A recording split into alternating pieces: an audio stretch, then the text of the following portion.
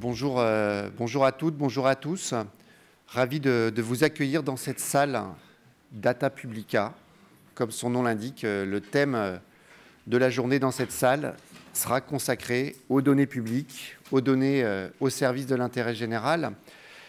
C'est un vrai plaisir de vous accueillir ici aujourd'hui avec des représentants d'un certain nombre d'administrations ministérielles, administration territoriale de toute la France hexagonale, de territoires d'outre-mer, des participants, des intervenants qui tout à l'heure prendront la parole ici à ce pupitre ou en table ronde, qui viennent également d'autres pays, pas nécessairement très loin, de Bruxelles. Je salue Karl Dufary qui nous parlera d'intelligence artificielle dans la table ronde qui va suivre tout à l'heure.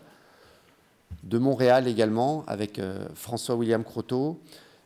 Tout ça pour constituer un programme qui, j'espère, va vous enrichir, vous apporter un certain nombre d'éclairages sur là où nous en sommes aujourd'hui en matière de gestion des données publiques, sur les choses nouvelles, sur des points d'étape qui nous ont paru intéressants avec l'ensemble des équipes de Data Publica. Un tout petit mot, cette salle s'appelle Data Publica parce qu'on parle de données publiques, mais c'est aussi les équipes à la fois du cabinet Civiteo, du cabinet Datactivist, d'InnoPublica et du cabinet Parmavocat qui ont préparé l'ensemble de ce programme qui, je l'espère, vous donnera satisfaction tout au long de la journée.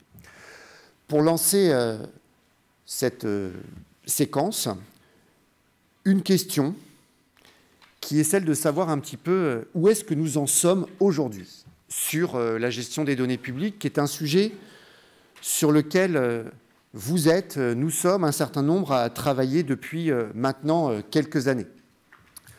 Depuis 2016, nous avons eu l'occasion, et pour ma part également, de produire un certain nombre de choses, que ce soit des livres, des réflexions. On parlera de livres aussi tout à l'heure. On a 2 nouveaux ouvrages à vous présenter au cours de la journée. Des rapports officiels. La presse professionnelle, pour celles et ceux d'entre vous qui sont dans le monde territorial, a pris le sujet à bras-le-corps. Je vous ai mis 2 unes de la Gazette des communes. Les données réinventent les politiques publiques. Les algorithmes vont-ils prendre le pouvoir?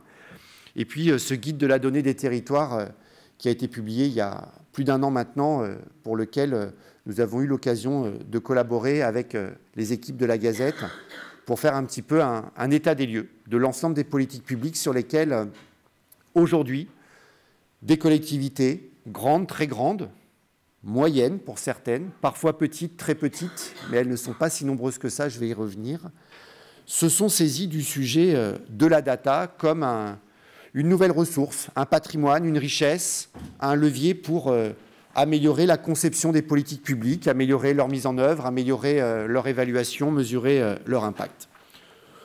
On pourrait se dire aujourd'hui, en 2023, à l'occasion du Salon de la Data à Nantes, on va, d'une certaine manière, mutuellement observer l'ensemble du chemin parcouru et se dire que la gestion des données publiques, le fait de mettre la donnée au service de l'intérêt général est quelque chose qui a beaucoup progressé, sous l'impulsion de quelques territoires pionniers, sous l'impulsion de quelques militants parfois, parce que c'est un sujet sur lequel on a assisté à différentes étapes, différentes histoires, depuis l'open data au niveau international jusqu'à des choses plus récentes. On aura l'occasion d'en parler aujourd'hui autour de la transparence des algorithmes, par exemple. Il y a une forme d'engagement et vous êtes un certain nombre dans la salle à être engagés sur ces sujets. Mais il y a aujourd'hui un certain nombre de questions qui se posent, que je vais me permettre de partager avec vous et qui, peut-être, pour certaines, auront des débuts de réponse dans la journée. Est-ce que la data s'est imposée dans le pilotage des politiques publiques? Qu'il s'agisse des politiques publiques nationales, des politiques publiques locales? À l'évidence, non. Même si, ici ou là, on a ce qu'on appelle dans notre jargon des cas d'usage, des expériences tout à fait probantes, mais la data ne s'est pas imposée aujourd'hui dans le pilotage des politiques publiques. Peut-être dans certaines, dans lesquelles on a travaillé, vous avez travaillé, on a y compris remis au gouvernement un rapport il y a 2 ans maintenant sur le sujet, pour analyser la façon dont le pilotage par la donnée s'est ou se serait, selon les uns et les autres, imposé dans la gouvernance d'un certain nombre de grandes fonctions urbaines. C'est tout ce qui va tourner autour des métiers de flux, l'énergie, l'eau, la mobilité, les déchets. Ce qu'on appelait il y a encore 2 ans la Smart City. Alors on ne l'appelle plus comme ça aujourd'hui, mais les outils sont là et les outils se mettent en place. Mais il y a d'autres sujets qui émergent. Il y a d'autres politiques publiques sur lesquelles il se passe aujourd'hui beaucoup de choses en matière de données. Intéressant de regarder là où ça a un impact, là où ça en a sans doute moins. Est-ce que la donnée doit être partout? Nous avons chez Data Publica la conviction, peut-être un peu paradoxale par rapport à notre métier, que la donnée ne doit pas présider à la gouvernance de l'ensemble des politiques publiques. Il y a un certain nombre de sujets sur lesquels probablement des méthodes entre guillemets traditionnelles, sans que ce soit aucunement péjoratif, valent tout autant qu'un pilotage par la donnée dont on ne mesure pas toujours l'impact. Est-ce qu'il y a pour autant des cas d'usage, entre guillemets, qui seraient évidents? Je vais y revenir dans un instant. Est-ce qu'il y a un certain nombre de politiques publiques sur lesquelles nous pourrions avoir envie aujourd'hui, et puis un certain nombre d'entre vous avec nous dans les tables rondes, dans les keynotes qui vont succéder, de dire, attendez, sur ce sujet-là, aujourd'hui, nous savons, après quelques années d'expérience, que la data a un impact très important. Et ça change la manière de concevoir et de mettre en œuvre ces politiques publiques, ce qui pourrait signifier au passage qu'il faudrait peut-être définir des priorités sur l'utilisation de la donnée. Je vais y revenir également. Est-ce que la data a un impact direct sur la manière dont on fait les choses? Et comment est-ce qu'on est capable de le mesurer? Je vais juste prendre un exemple. Nous avons tous, a fortiori depuis la crise énergétique de l'hiver dernier, analysé, lu des choses, été confrontés à la question du pilotage des consommations énergétiques par la data, et notamment de ce sujet qui intéresse toutes les collectivités, quelle que soit la taille, des consommations électriques liées à l'éclairage public.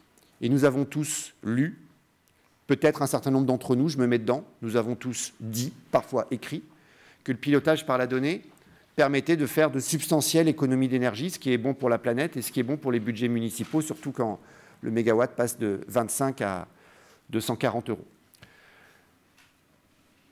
En réalité, les collectivités, un certain nombre d'entre elles sont représentées dans la salle, qui ont procédé à ces innovations, qui ont installé de l'éclairage intelligent, le savent.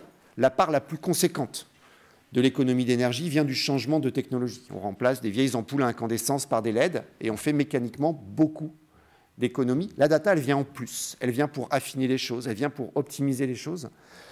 Mais on a un petit peu du mal à mesurer, à distinguer, à objectiver ce qui relève de ces pilotages, peu importe comment on les appelle, smart, intelligents ou simplement objectivés.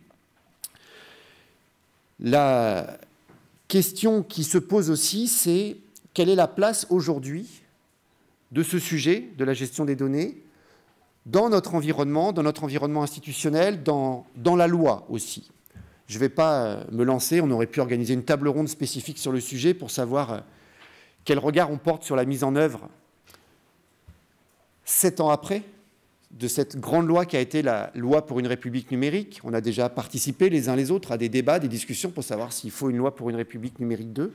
Mais il se trouve que nous avons un projet de loi qui est en cours de discussion en ce moment même à l'Assemblée nationale, après un premier vote au Sénat, qui est la loi sur la sécurisation numérique, alors, dont on nous parle par rapport aux enjeux de la sécurité liés à Internet, et vous avez vu les débuts de polémique sur les VPN et autres.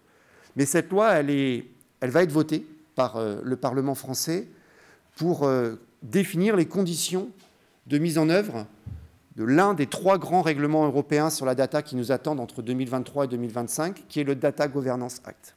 Et ce Data Governance Act, il nous intéresse tout particulièrement aujourd'hui, il vous intéresse, parce que c'est un texte qui va changer quelque chose d'important sur la data au service des politiques publiques. C'est un texte qui va introduire dans la législation européenne et dans la législation française la notion d'altruisme des données, une notion autour de laquelle nous tournons, vous tournez depuis longtemps, en essayant par de multiples moyens de mettre de la donnée au service de l'intérêt général. Et l'altruisme des données, c'est cette idée qu'il n'y a pas que les données publiques qui doivent être mises à disposition du public avec l'open data. Il y a aussi de nombreuses autres données, notamment des données privées qui revêtent un caractère d'intérêt général. Et l'altruisme des données va nous y aider. Et il y a un paradoxe, c'est pour ça que je le mets dans la catégorie mais, c'est que ce projet de loi qui est en cours de discussion aujourd'hui n'évoque pas du tout ce sujet, alors que c'est un point essentiel d'une nouvelle réglementation qui est en train de se déployer, qui sera d'ailleurs en application. On aurait presque pu changer la date du Salon de la Data pour le faire coïncider. C'est le 23 septembre que le Data Governance Act entre en application. Il y aura d'ailleurs dans le programme que nous vous avons concocté une masterclass dédiée au sujet avec des témoignages d'acteurs qui ont entrepris ce chemin de la mise à disposition de données d'intérêt général sans attendre le changement législatif. Vous le voyez, et je ne veux pas casser l'ambiance, parce qu'après on a toute la journée pour travailler, il y a un certain nombre de questions qui se posent aujourd'hui sur on en est où 5, 6, 7 ans après cette loi, 5, 6, 7 ans après qu'avec un certain nombre de partenaires, et je le disais tout à l'heure aussi, sans doute une forme d'engagement et de militantisme, nous ayons créé Data Publica, accompagné, partagé des expérimentations, des prototypes, des dispositions très innovantes locales avec les uns, les autres, en France, au Canada, au Brésil, dans différents territoires hexagonaux et ultramarins. La question, c'est de se dire, peut-être aujourd'hui, ayons la lucidité de constater que tout ça n'a pas avancé autant que ce que nous pouvions imaginer et autant que ce que nous avons pu parfois dire ou écrire. Alors pourquoi ? Plusieurs hypothèses en vrac que je livre à votre réflexion. D'abord, est-ce que trop de compétition ne tue pas l'innovation ? Nous venons de vivre en 2022-2023, et nous vivons encore là actuellement, des étapes de mise en compétition des territoires à travers un certain nombre d'appels à projets qui peuvent être européens, qui peuvent être nationaux, sur la construction d'un certain nombre de dispositifs innovants, on les appelle comme on veut, démonstrateurs, alors on dit plus trop POC, prototype, mais on conduit les territoires, qu'ils soient grands entre eux, les territoires grands et moyens entre eux, à monter des projets, monter des dossiers pour aller chercher des financements, sans que, quand bien même, dans les règlements, on prévoit qu'il y ait de la réplicabilité, de la diffusion, on les amène malgré tout à être en compétition les uns avec les autres. Donc là, je renvoie un petit peu la balle du côté de celles et ceux qui lancent ces appels à projets. Mais je renvoie aussi la balle vers les collectivités elles-mêmes, qui sont aussi en compétition, de toute façon, sur ces sujets d'innovation, qu'il s'agisse de data ou d'autres sujets, par rapport à leurs écosystèmes, par rapport à leurs start-up, il y en a un certain nombre dans la salle, où il y a une forme, et ce n'est pas un vilain mot, de marketing territorial autour de l'innovation, autour du numérique pendant de nombreuses années, de la data sans doute ces dernières années aussi. Et c'est une question qu'il faut sans doute que l'on se pose, de trouver de nouvelles formes de coopération autour de ce sujet. Trop de prototypes, pardon, et pas assez de diffusion. Ça, c'est une question tout à fait centrale. Je pense qu'au fil des années, et nous en avons accompagné un certain nombre, s'est déployée une véritable expertise dans de nombreux territoires, et pas seulement les pionniers, et pas seulement les plus grands, pour faire de l'apprentissage autour de la donnée, pour monter des expérimentations, pour se saisir de façon innovante de telle ou telle donnée avec des entreprises locales, avec des entreprises nationales, dans le cadre de délégations de services publics ou autres, pour en faire un apprentissage. Et les prototypes, ce n'est pas uniquement pour inventer des choses, c'est aussi pour localement se saisir de choses qui sont nouvelles peut-être pour le territoire et apprendre à utiliser de façon différente de la data. Mais on a du mal ensuite, pour rester dans notre jargon, à passer à l'échelle, parce que ça nécessite des financements, parce que parfois, les chefs de projet, on les appelle de temps en temps entre nous les experts isolés, qui ont eu carte blanche pour monter des projets très innovants, pour se saisir de données dans des conditions un petit peu différentes de la gestion des données au sein de la collectivité, au sein de l'administration, au sein du territoire, quand on est sur des partenariats avec de multiples entités. Et puis, ensuite, une fois qu'on a démontré que le prototype fonctionnait, eh bien, on n'a pas l'organisation nécessaire, on n'a pas les compétences, au sens large du terme, nécessaires pour pouvoir en faire un mode de fonctionnement quotidien. Et on a un enjeu certainement autour de cela aujourd'hui devant nous. Pas assez de mutualisation. Alors on est peut-être à la croisée des chemins. Certains d'entre vous ont regardé avec grande attention l'an dernier, puis cette année, les 2 vagues de territoires, de collectivités, de structures lauréates de l'appel à projet territoire intelligent et durable au niveau national. Et vous avez vu apparaître sur le devant de la scène, parmi les lauréats, des structures de mutualisation nouvelles. Et aujourd'hui, on voit bien qu'il se passe des choses du côté des opérateurs publics de services numériques, du côté des syndicats numériques, du côté des syndicats d'électrification, qui font qu'on a un peu partout en France aujourd'hui des initiatives qui vont peut-être permettre à des collectivités, cette fois-ci de taille petite, voire très petite, de se doter d'outils en matière de gestion des données. Mais à ce jour, disons-le aussi avec lucidité, les projets les plus importants restent du domaine des régions, des grandes métropoles et de quelques EPCI ici ou là pour des raisons particulières qui font qu'ils ont pris de l'avance. Pas assez de formation. Ça, c'est un enjeu majeur. Tous les collègues, tous les acteurs avec lesquels nous travaillons nous disent qu'il y a des experts autour de la donnée aujourd'hui, dans le monde territorial, dans les administrations centrales également, mais celles et ceux pour lesquels on travaille, celles et ceux qui devraient se saisir de plus de données, qui devraient utiliser la donnée de façon différente dans leur quotidien, ne sont, eux, sans doute pas assez formés, acculturés.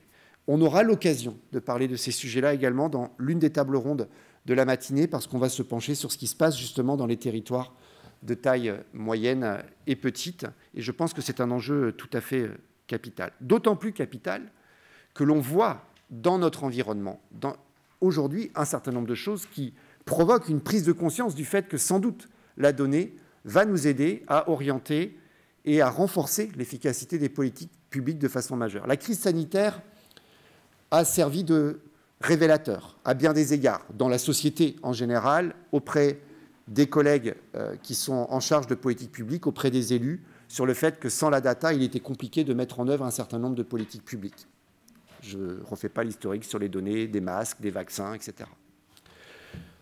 La crise du prix de l'énergie l'hiver dernier a également accéléré fortement les choses. Nous pouvons en attester avec nos structures respectives de conseil du nombre important de collectivités qui nous ont contactés. On a été surpris parfois les collectivités de petite taille nous disant « aidez-nous à récupérer nos données autour de l'énergie », qui est un sujet dont on se préoccupait peut-être pas. On s'en préoccupait pour payer les factures, mais la data en tant que telle, elle est où, comment on la récupère, qu'est-ce qu'on peut piloter pour améliorer l'efficacité énergétique globalement de nos dispositifs et de nos bâtiments en particulier. Et puis, il y a donc 2 crises qui ont accéléré les choses. Et puis, il y a une 3e crise qui n'attend pas. C'est le thème d'une de nos tables rondes aussi aujourd'hui, qui est la crise climatique, qui est déjà là. N'attendons pas la 3e crise, elle est là.